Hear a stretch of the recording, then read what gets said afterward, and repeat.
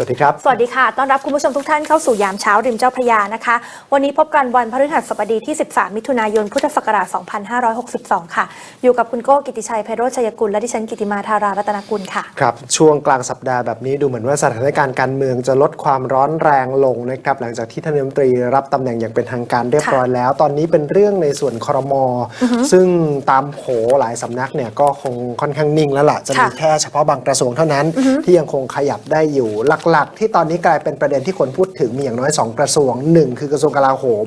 พลเอกประวิตรจะยังอยู่หรือไม่เพราะว่ากระแสบางกระแสออกมาบอกว่าท่านมีปัญหาสุขภาพและอาจจะวางมือจากตำแหน่งในครม.เลยด้วยซ้ำอีกกระทรวงหนึ่งที่ยังคงมีคลื่นใต้น้ำอยู่บ้างคือกระทรวงพลังงานก่อนหน้านี้ที่เป็นโผมาตลอดก็คือคุณณัฐพล ทิพย์สุวรรณรองหัวหน้าพลังประชารัฐไปมาเนี่ยจากข้อสรุปล่าสุดจะได้เป็นโควต้าของฝั่งสามมิตรคุณสุริยะจึงรุ่งเรืองกิจเพราะว่าแกไม่พอใจกระทรวงตอนแรกมีข่าวว่าจะได้ไปนั่งรัฐมนตรีว่าการกระทรวงศึกษาธิการด้วยซ้ำไปแต่ว่าท้ายที่สุดสามมิตรเนี่ยอยากจะได้กระทรวงอุตสาหกรรมครับเพราะฉะนั้นก็เดี๋ยวคงจะต้องไปดูว่าจะมีการเปลี่ยนแปลงหรือไม่เพราะว่าตอนนี้เนี่ยกระแสส่วนใหญ่นอกพรรคสงบและแม้กระทั่งในพรรคเองเนี่ยคนที่ว่ากันว่าเป็นคนอกหักผิดหวังอย่างร้อยเอกธรรมนัสพรหมเผ่าก็ออกมายอมรับเองว่าทั้งหมดมันจบแล้วเพราะให้เกียรติท่านนายกนิ่งคือเอาจริงๆอย่างที่เราเคยคุยกันไปก่อนหน้านี้ที่แบบดูข่าวคราวท่านดูประวัติดูอะไรต่างๆมากับคุณธรรมนัสในวันนี้ต่างจากอดีตเยอะคือสงบเยอะนิ่งเยอะแต่ว่าก็ยังมีความเป็นผู้มีบารมีอยู่ว่ากันตามตรงแล้วเดี๋ยววันนี้จะไปเคลียร์ไม่ได้ไปเคลียร์ไปพูดคุยกับทางพรรคร่วมขนาดเล็กด้วยนะคะก็คือพรรคที่ท่านเป็นร่วมแถลงข่าวมาเมื่ออาทิตย์ที่ผ่านมานี่แหละส่วนของประชาธิปัตย์ภูมิใจไทยเนี่ยตัวหลักๆนิ่งหมดแล้วว่ากันว่ายังเหลือแค่ในตำแหน่งรัฐมนตรีช่วยว่าบางกระทรวงตกลงจะเอายังไงอย่างประชาธิปัตย์ต้องรอให้คุณจุรินทร์เคาะอีกทีเพราะว่าก็ว่ากันตามตรงมีผู้หลักผู้ใหญ่ในประชาธิปัตย์ที่มีความพร้อมนั่งรัฐมนตรีอยู่หลายคนเขาก็ต้องไปดูกันว่าจะให้ตกลงสรุปแล้วตำแหน่งนี้จะให้ใครมานั่งคือแต่ถ้าเป็นรัฐมนตรีว่าการเนี่ยค่อนข้างจะลงตัวละเหลือแต่รัฐมนตรีช่วยที่ก็แบบดูชื่อชั้นแต่ละท่านก็ผู้หลักผู้ใหญ่ทั้งนั้นนะคะเช่นเดียวกันกับทางภูมิใจไทยค่อนข้างจะนิ่งกว่าแต่ก็ต้องดูว่าจะมีอะไรเปลี่ยนแปลงหรือเปล่าอย่างไรก็ตามหน้าหนึ่งหนังสือพิมพ์การเมืองหลายฉบับวันนี้โฟกัสไปที่ฮ่องกงนะครับเรื่องของการชุมนุมคัดค้านกฎหมายส่งผู้ร้ายข้ามแดนมีการปะทะแล้วก็มีผู้ได้รับบาดเจ็บนะเดี๋ยวมาไล่เรียงเหตุการณ์ที่ฮ่องกงกันด้วยนอกจากนี้ประเด็นอื่นๆในบ้านเรานะครับยังคงต้องส่งกำลังใจให้กับคุณน้ำตาลเดอะสตาร์ที่มีการไปรักษาตัวที่โรงพยาบาลอย่างเร่งด่วนจริงๆส่งเข้าโรงพยาบาลตั้งแต่คืนวานแต่ว่าเป็นประเด็นข่าวหลักๆกันออกมาเมื่อวานนี้ตอนนี้ยังไม่รู้สาเหตุนะว่าทำไมอยู่ๆถึงมีเลือดออกปากออกจมูกเบื้องต้นเมื่อวานเนี่ยแพทย์บอกว่าน่าจะมีอาการปอดแตกแต่ก็ต้องไปจะมีการแถลงเรื่องของสาเหตุที่แท้จริงอีกครั้งในวันนี้เวลา 14 นาฬิกาที่ศิริราชด้วยนะครับรวมไปถึงผมเห็นข่าวภูมิภาคเมื่อวานแล้วไม่สบายใจเห็นเล่นกันเมื่อวานตั้งแต่เย็นละเป็นประเด็นบัตรเดี๋ยวจะไปดูที่มาที่ไปบัตรเขาเรียกว่าการ์ดศักดิ์สิทธิ์คุณโก้การ์ดเนี้ยมันว่ากันว่ามีที่มาที่ไปจากอินโดนีเซียแต่ทำไมไประบาดที่ภูเก็ตมันเข้าข่ายลักษณะขายตรงแชร์ลูกโซ่ MLM หรือไม่อย่างไรคือถ้าไปดีของมาให้แล้วก็เป็นเรื่องปกติคนคงจะไม่ว่าอะไรแต่นี่มาเล่นกับความเชื่อของคนคือบัตรเนี้ยว่ากันว่าเป็นบัตรพิเศษแตะที่ไหนหายที่นั่นเป็นสิวปุ๊บแตะหายปวดฟันแตะปุ๊บหายยิ่งกว่าเกาะเอียอีกนะคุณแล้วที่สำคัญคือบางคนค่ะเอาแก้วมาเมื่อวานที่เป็นภาพข่าวใช่สมมตินี่เป็นบัตรนะคุณผู้ชมนี่เอาบัตรวางนี้ใช่ไหมแล้วเอาน้ำวางนี้แล้วก็ดื่มเข้าไปดื่มปุ๊บหายรักษาโรคได้ที่ยิ่งกว่านั้นอันนี้จุ่มไม่ได้นะเอาบัตรเนี่ยจุ่มในน้ำค่ะแล้วก็ดื่มน้ำคนก็เชื่อใช่ขอไปคุณพี่พิมพ์นิดนึงไประบาดที่ขอนแก่นนะครับแล้วก็ที่มาที่ไปเนี่ยตรวจสอบดูเป็นบริษัทขายตรงอยู่ที่หาดใหญ่แล้วมีเว็บไซต์อะไรเรียบร้อยลักษณะของการเผยแพร่กระจายบัตรใบนี้เป็นแชร์ลูกโซ่นะเจ้าหน้าที่ที่เกี่ยวข้องออกมาเตือนแล้วเดี๋ยวจะไปให้รู้จักต้นทางของมันจริงๆที่อินโดนีเซียว่าเป็นมายังไงด้วยนะครับเดี๋ยวเราจะไปค่อยๆไล่เรียงรายละเอียดกันนะครับแต่ว่าก่อนอื่นจะไปเริ่มต้นกันที่ผลงานของนักกีฬาไทยกันก่อนนะครับการแข่งขันวอลเลย์บอลหญิงเนชั่นลีก 2019 สัปดาห์ที่ 4 ที่สนามมู ซาชิโนะฟอเรสต์สปอร์ตพลาซ่าที่โตเกียวญี่ปุ่นนะครับเมื่อวานนี้ทีมชาติไทยลงสนามนัดที่ 2 พบกับทีมชาติบราซิลนะครับปรากฏว่าทีมชาติไทยนั้นก็แพ้ไป3เซตรวดเซตแรกเนี่ยเปิดฉากมาเป็นไปอย่างสูสีนะครับบราซิลฉวยโอกาสทำแต้มขึ้นนำไปก่อน8-6จากนั้นบราซิลเริ่มเล่นผิดพลาดเองบ่อยครั้งแต่ประคองตัวเก็บแต้มหนีไป16-13ก่อนปิดเซต25-19เซตที่2บราซิลออกตัวอย่างดุดันผสมกับไทยทำเสียบ่อยครั้งตอนแรกถูกนำไป7-0บราซิลติดเครื่องโกยแต้มขยับหนีห่างเป็น16-7สาวไทยไม่ยอมง่ายๆนะครับเริ่มแก้เกมจนตอนหลังตามมาที่20-15ทว่าทำได้ดีที่สุดเท่านั้นบราซิลปิดเซตไปที่25-17นำ2-0เซตสุดท้ายเซตที่3เริ่มต้นสูสีครับทีมชาติไทยเล่นได้ดีขึ้นลดข้อผิดพลาดลงทำแต้มขึ้นนำ8-7จากนั้นก็เน้นเกมรับแต่บราซิลไม่ยอมนะครับใช้ทีเด็ดหัวเสาไล่หลังจาก 16-14 กลับขึ้นมาเท่ากันที่ 18-18 แล้วก็ 19-19 ก่อนจะแซงปิดเกมไปที่ 25-21 สรุปแพ้ไป 3 เซตนะครับสำหรับทีมชาติไทยมีโปรแกรมลงสนามนัดสุดท้ายของสัปดาห์ที่ 4 จะพบกับเจ้าภาพญี่ปุ่นวันนี้ 16:45 น.ช่อง 33 ถ่ายทอดสดนะครับคู่แรกแข่งกันตั้งแต่บ่ายโมงครึ่งแต่ของเราคู่ที่ 2 ก็ 4:45 ครับก็รอให้กำลังใจกันได้นะคะขณะเดียวกันอันนี้เป็นอีกหนึ่งข่าวดีค่ะหลังจากที่มีรายงานมานะคะว่าในการประชุมคณะกรรมการด้านการประเมินรับรองตำรับยาแผนไทยที่มีกัญชาและกระท่อมแล้วก็การใช้ยาแผนไทยที่มีกัญชาและกระท่อมปรุงผสมอยู่ในหน่วยบริการสาธารณสุขของรัฐและเอกชนมีการพิจารณาว่าด้วยเรื่องของตำรับยาที่มีกัญชาปรุงผสมเฉพาะรายของหมอพื้นบ้านนะคะหนึ่งในนั้นก็คือน้ำมันกัญชาสูตรของอาจารย์เดชาศิริพัฒน์ประธานมูลนิธิข้าวขวัญจังหวัดสุพรรณบุรีด้วยพิจารณาการเมื่อ10 มิถุนายนที่ผ่านมาค่ะมีการหารือนอกรอบถึงเรื่องของการปรับปรุงสูตรด้วยนะคะทั้งนี้ทางด้านของนายแพทย์มรุตจิรเศรษฐศิริอธิบดีกรมการแพทย์แผนไทยและการแพทย์ทางเลือกก็บอกว่าการพิจารณาตำรับยาแพทย์แผนไทยของหมอพื้นบ้านที่มีส่วนผสมของกัญชาเนี่ยมียื่นขอรับรองทั้งหมด68 ตำรับด้วยกันนะคะทั้งนี้คณะกรรมการด้านการประเมินรับรองตำรับยาแพทย์แผนไทยที่มีกัญชาเนี่ยดำเนินการพิจารณาตำรับยาของหมอพื้นบ้านที่ส่งเข้ามาแล้ว2 ครั้งรวมจำนวนตำรับยาที่คณะกรรมการชุดดังกล่าวพิจารณาทั้งสิ้นเนี่ย9 ตำรับด้วยกันผ่านความเห็นชอบ8 ตำรับไม่เข้าเกณฑ์1 ตำรับนะคะโดย8 ตำรับที่ผ่านความเห็นชอบเนี่ยมีตำรับน้ำมันกัญชาของอาจารย์เดชารวมอยู่ด้วยทั้งนี้คณะกรรมการจะรายงานเสนอต่อคณะกรรมการอำนวยการนำกัญชาและกระท่อมมาใช้ประโยชน์ในทางการแพทย์แผนไทยเพื่อพิจารณาถ้าเห็นชอบก็จะเสนอต่อคณะกรรมการควบคุมยาเสพติดให้โทษของกระทรวงสาธารณสุขพิจารณาต่อไปค่ะครับไปดูเรื่องของคุณน้ำตาลเดอะสตาร์กันสักหน่อยนะครับบุตรสรันทองชิวเข้ารับการรักษาตัวที่โรงพยาบาลตั้งแต่ช่วงกลางดึกของคืนวานนะครับตอนแรกเนี่ยส่งไปที่โรงพยาบาลสมุทรสาครก่อนที่จะส่งมารักษาที่โรงพยาบาลศิริราชเมื่อวานนี้อาการยังโคม่านะครับแต่ล่าสุดเนี่ยคุณหมอก็เปิดเผยว่าสามารถใช้ยาควบคุมเลือดที่ไหลออกจากภายในร่างกายได้แล้วแต่ว่าทั้งหมดทั้งมวลต้องรอการแถลงข่าววันนี้อีกครั้งในช่วงเวลาประมาณ 14 นาฬิกานะครับเมื่อวานนี้คุณพ่อแล้วก็คุณแม่รวมไปถึงพี่เคยเอามาให้สัมภาษณ์กับสื่อมวลชนนะครับไปดูว่าแต่ละท่านพูดว่าอย่างไรบ้างเริ่มต้นที่คุณพ่อก่อนครับคุณวิโรจน์ทองชิวบอกว่าตอนที่เกิดเรื่องเนี่ยตอนนั้นเขียนรูปอยู่ที่บ้านและปกติโทรศัพท์อีกเครื่องเปิดไม่ค่อยติดก็วางไว้เฉยๆอยู่ดีๆมีคนโทรเข้ามาคือคุณแม่ของน้ำตาลก็รับสายฮัลโหลว่าอะไรคุณแม่ก็บอกว่าน้ำตาลไม่หายใจเราก็ถามกลับไปว่าเป็นอะไรปลายสายก็บอกว่าเลือดออกพอได้ยินว่าไม่หายใจเราก็เลยบอกว่ารอแป๊บหนึ่งแล้วก็รีบกลับบ้านห่างจากบ้านเนี่ยห่างจากโรงงานประมาณ500 เมตรพอไปถึงก็เรียกรถพยาบาลมารับไปที่ห้อง ICU เขาก็ไม่ให้เราเข้าขนาดเสื้อผ้าเมื่อวานยังอยู่ในนี้เลยแล้วก็ชี้ไปที่ถุงกระดาษนะครับตอนที่เราไปถึงเลือดเขาออกมากเพราะแม่เล่าให้ฟังก่อนว่าเกิดอะไรขึ้นกินข้าวเสร็จก็ออกไปถ่ายรูปเพราะว่าจะต้องไปใช้ในการโปรโมทละครแต่งตัวเรียบร้อยจากนั้นกินข้าวไม่นานก็เกิดเรื่องก่อนหน้านั้นวันจันทร์ไปกินส้มตำก็ยังดีๆอยู่เลยที่เป็นห่วงคือเขาหยุดหายใจตอนแรกที่บ้านอีกครั้งก็ที่โรงพยาบาลต้องปั๊มหัวใจ2 ครั้งตอนที่อยู่ที่นู่นรวมถึงวันนี้ยังไม่รู้เลยว่าเป็นอะไรรู้อย่างเดียวว่ามีเลือดออกมาจากปาก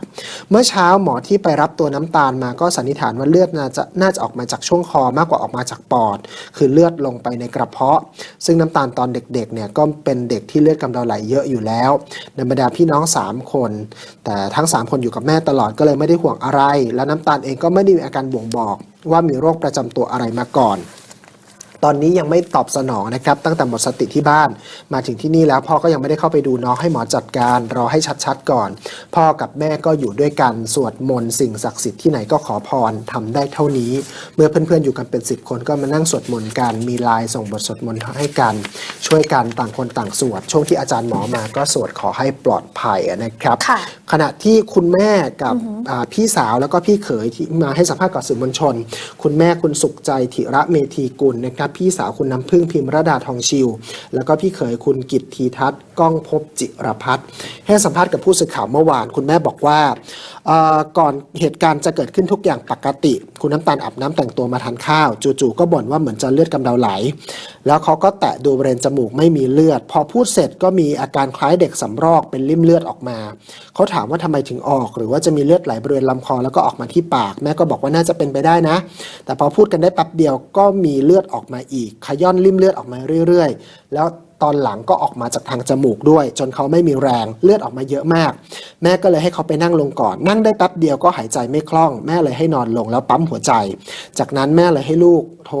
น้องอีกคนเนี่ยโทรศัพท์เรียกรถพยาบาลพอรถพยาบาลมาแม่ก็ไม่ทราบแล้วว่าขั้นตอนการรักษาเป็นอย่างไรตกใจตอนแรกนึกว่าเป็นเลือดกำเดาแต่พอมันเยอะมากตอนนั้นเขาก็ไม่ไหวแล้วหน้าเขาแสดงอาการตกใจแต่ไม่รู้จะพูดอะไรเพราะเลือดทะลักออกมาจนพูดไม่ได้ตอนนั้นยังไม่หมดสติแต่มีอาการหายใจขาดต้องคอยปั๊มหัวใจจนรถพยาบาลมาขณะที่พี่เขยก็บอกว่าตอนนี้มาอยู่ในมือของแพทย์ที่ดีที่สุดเท่าที่จะทำได้ในสถานการณ์ปัจจุบันหากถามว่าสถานการณ์ตอนนี้เป็นอย่างไรมันมีความปลอดภัยที่ได้อยู่ในมือแพทย์ที่มีประสิทธิภาพโดยเฉพาะ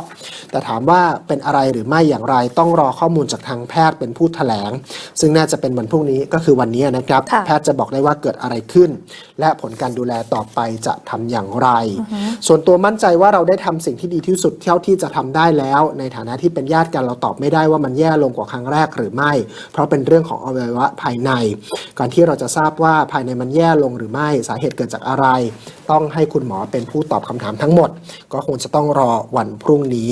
แม่ก็บอกว่าตอนนี้คิดอะไรไม่ถูกเลยก็เรียกบอกให้เขาสู้นะแม่ก็เรียกอยู่ตลอดขณะที่แฟนสาวของคุณน้ำตาลคุณเพชรนพพลจันวิทันเนี่ยบอกว่าใจหายแต่ยังมีกำลังใจดีอยู่เพราะเชื่อว่าน้องจะหายเพราะว่าตาลเป็นเด็กแข็งแรงก่อนหน้านี้ไม่เคยเจ็บป่วยอะไรรุนแรงทราบเรื่องเมื่อวานพอรู้ก็รีบมาหาน้องที่โรงพยาบาลนั่งเฝ้าอยู่ตั้งแต่เมื่อคืนดูแลคุณพ่อคุณแม่ของน้องด้วยครับคือนอกจากแฟนหนุ่มมาแล้วเนี่ยก็มีเพื่อนคุณบิวเดอะสตาร์ก็มาด้วยนะคะแล้วก็มีหลายคนที่ไปโพสต์ให้กำลังใจน้อง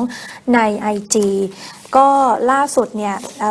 หลังจากที่มีการเกาะติดอาการของน้องเนี่ยนะคะผู้สื่อข่าวสอบถามไปยังฝ่ายประชาสัมพันธ์ของค่าย Exact ก็บอกว่าตอนนี้คุณหมอให้ยาเพื่อจะหยุดยั้งเลือดไม่ให้ไหลนะคะแล้วก็ยาที่ให้ไปเนี่ยร่างกายของคุณน้ำตาลตอบสนองได้อย่างดีทำให้ชีพจรดีขึ้น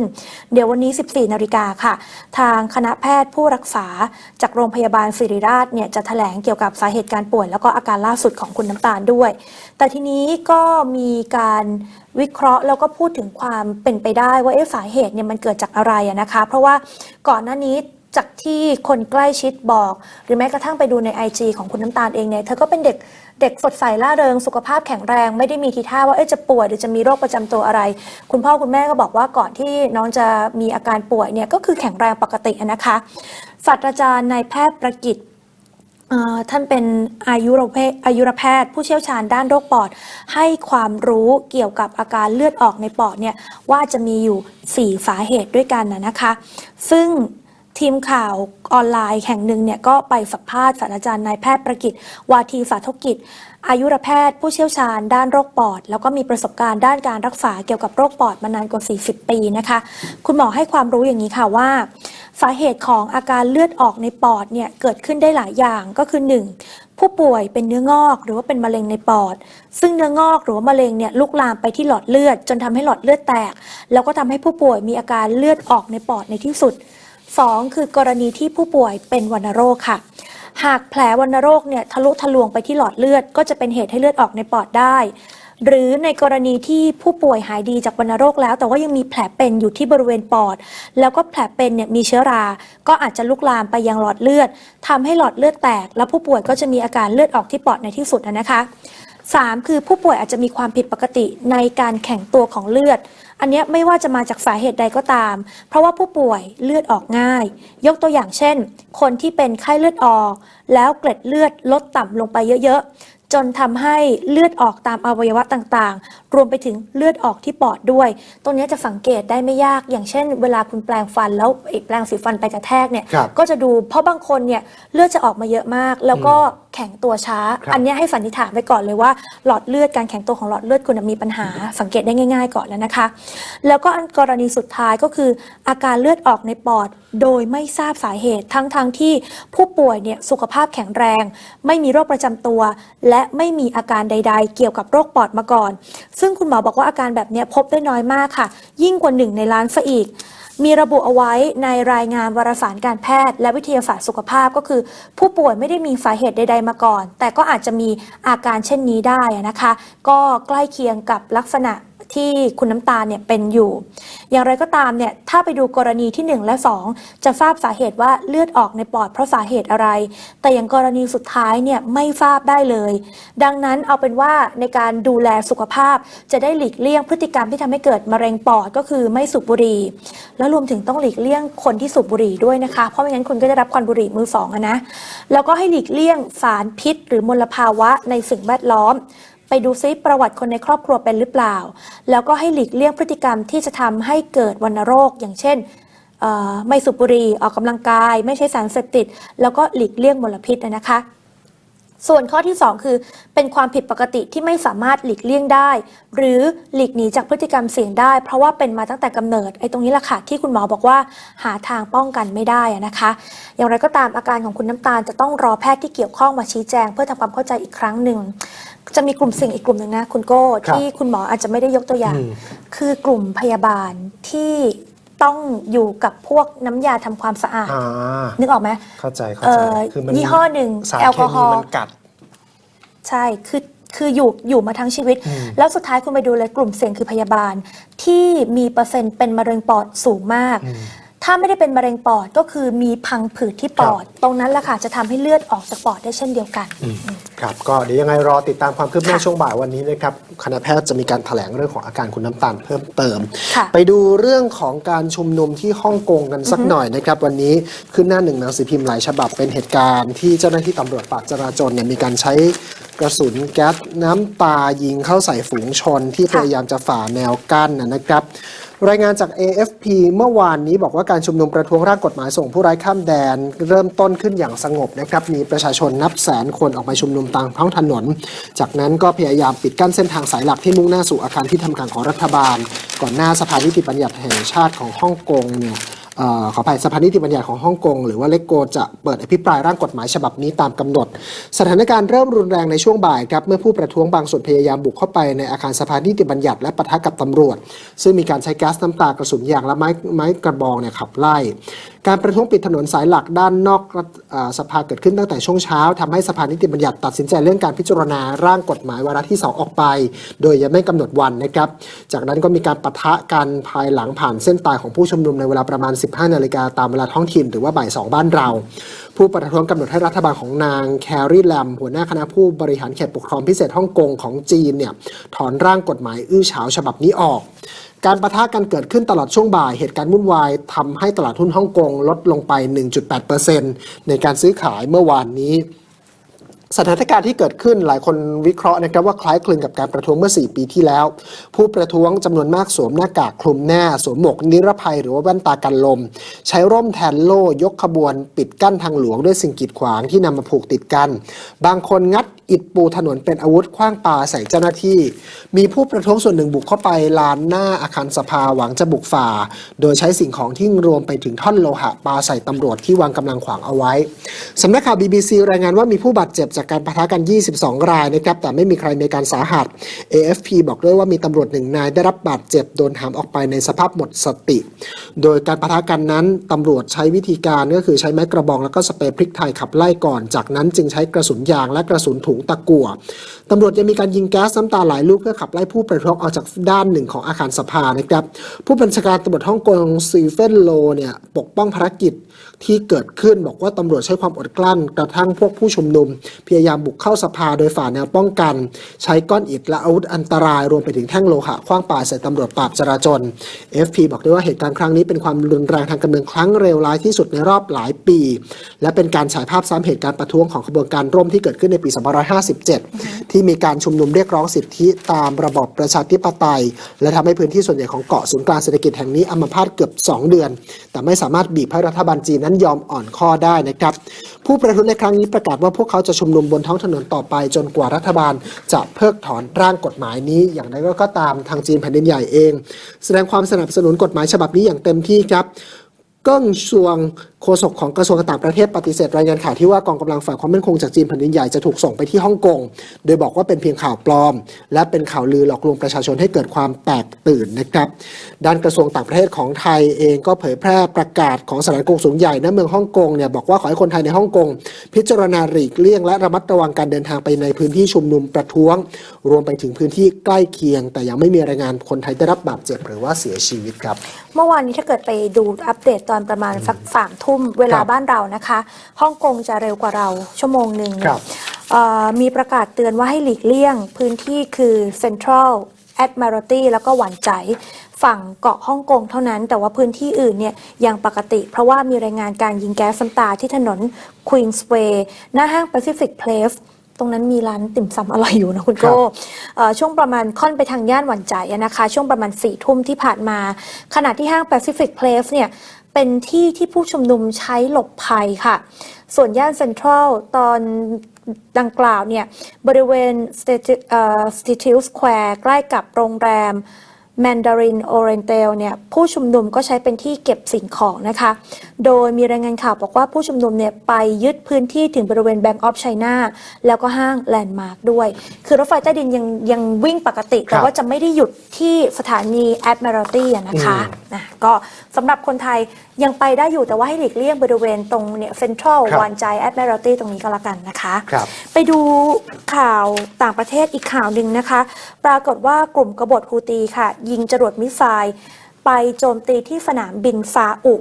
สนามบินเสียหายแล้วก็มีคนได้รับบาดเจ็บนับ10เลยทีเดียวค่ะโดยรอยเตอร์สนะคะออกแถลงการบอกว่า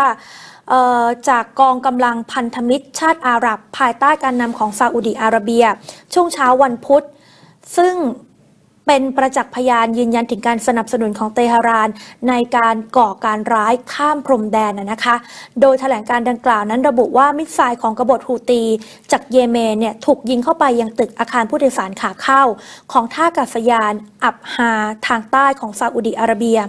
ส่งผลทำให้สนามบินเกิดความเสียหายแล้วก็มีผู้ได้รับบาดเจ็บตามรายงานเนี่ย26 รายนะคะสถานีข่าว